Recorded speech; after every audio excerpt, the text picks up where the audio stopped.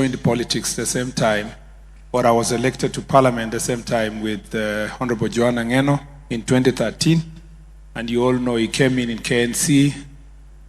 He stuck on that side in 2017 when he moved to Kano.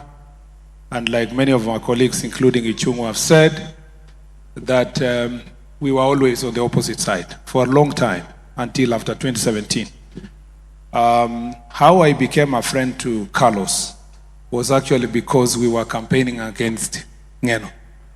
And in that campaign, what was extremely interesting is that we would go there and say, Tupigie Kura Jubilee, we do what we needed to do. When we came back to Nairobi, he never took offense. Ngeno never took any offense.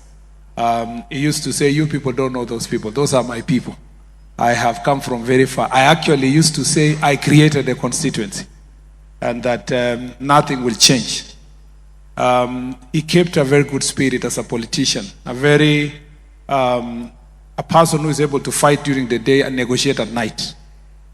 He knew when to compete with colleagues and when to negotiate with them. And we had later a very good relationship that grew over time. The more I stayed close to Ngeno, I felt like he was a very underrated leader, extremely underrated.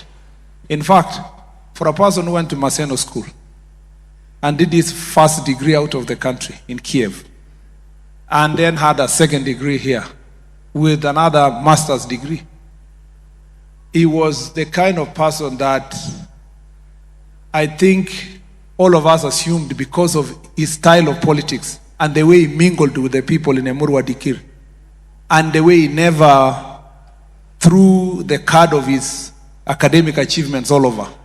We actually underrated his intellect and his capabilities.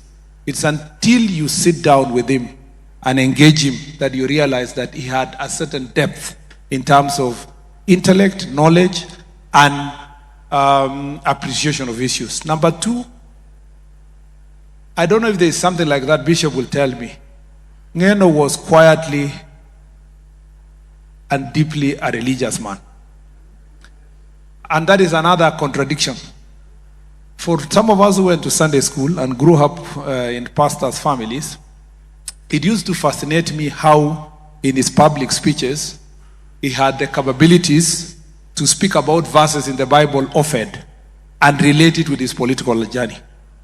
And he really used to quote those deep verses, and the interpretations would indicate a person who had an appreciation of theology, an appreciation of the Bible and Christianity.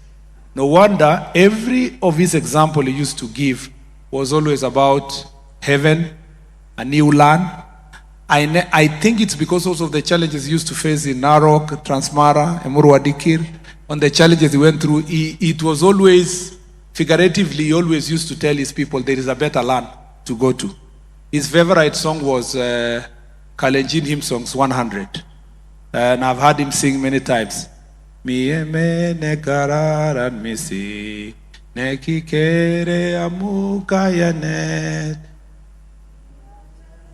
Sip kostjobwe Corona tabara kipsengwe Tungi boy. You want to pretend there are no Kalenjins here? Kere yeti Kimni Tunki boy tu Yeki kere Yesu. So somehow there was a depth of faith in him that was underrated. And I think he was quietly in communion with God in his life, unlike some of us who publicly professed. Ngeno, a very interesting issue that has not been captured here, or people fear to say it. It was actually something unique there that was called kingpin. That everybody... So there was this joke all the time. You meet him and he says, you know, I'm the kingpin. And then, so I used to tell him, but who are you competing with? That is an opposed. He once had to explain himself when politics became too much. So he said, they are in the skies, there is a sun, that is President William Ruto. There is the moon, which is his deputy, and there are other bigger stars. So he used to tell us that he's a firefly. You see the firefly, that his kingship is a firefly, Kimengwet. So he used to say he glows at night. He's one of those fireflies. And as we think about it, and it was really very interesting, when we think about it, it reminds me the sermon of Martin Luther King Jr. when he preached about Mark chapter 10:35, about the drum major instincts. And he said that, in us, when James and John asked Jesus that they would like to be put on the left side and the right side in their kingdom, it was Jesus who told them that, yes, that is fine, but it has to come through sacrifice. It takes sacrifice and servant leadership to be in my right side or left side. And I think as Johana said he was a firefly, I think he was right. He was a firefly of justice.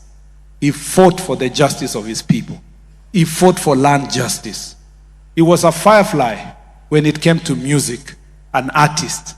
He really did a lot to raise the stature of the musicians in this country. He was a firefly when he became in his leadership in the committee of housing. He did a fantastic job, as everybody has realized here, has spoken about it here. And therefore, in commemoration of his great job, I want to say that let us go out there and be the fireflies, the servant leadership, be the kingpins and queenpins in your corner to make a difference in every opportunity you are given to make a difference in this nation. Mr. Speaker, DP, I needed to say Carlos is also my friend, a very good friend of mine. The book writes that this book is written that Carlos graduated in 2015. He went from first year 2010 and graduated in 2015. It is not true. He did not graduate in 2015. Carlos went to university in 2010, and in 2015 he left college. But he could not graduate because he had a fee of about $500,000. So in 2023, on 2nd of October, he came to my office and told me, I want to graduate. And I told him, okay, I'll see what to do.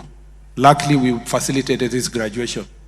On 20th of December, he sent me a picture having graduated with his mother. And he was very happy in appreciation. This man was a very good friend. He was a hardworking person. And I want to say that Carlos, one of the reasons why Carlos did not get a job early, he had told us that he would not want to be a teacher early because he thought he was focusing on his political career.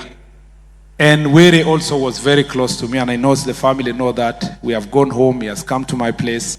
And I must say that on behalf of all of us who are in the executive, we want to pray for these families. We will support you. His Excellency the President had directed our ministry to do some work on his behalf, and we have done so to facilitate food in the home, to facilitate the tents, and to facilitate also many other arrangements that His Excellency the President said that all those people who come there must be fed and must be appreciated for the support they continue to give their Member of Parliament and the families that are present with us. I wish you God's grace. May the souls of all these great gentlemen rest in eternal peace. It is now my greatest pleasure and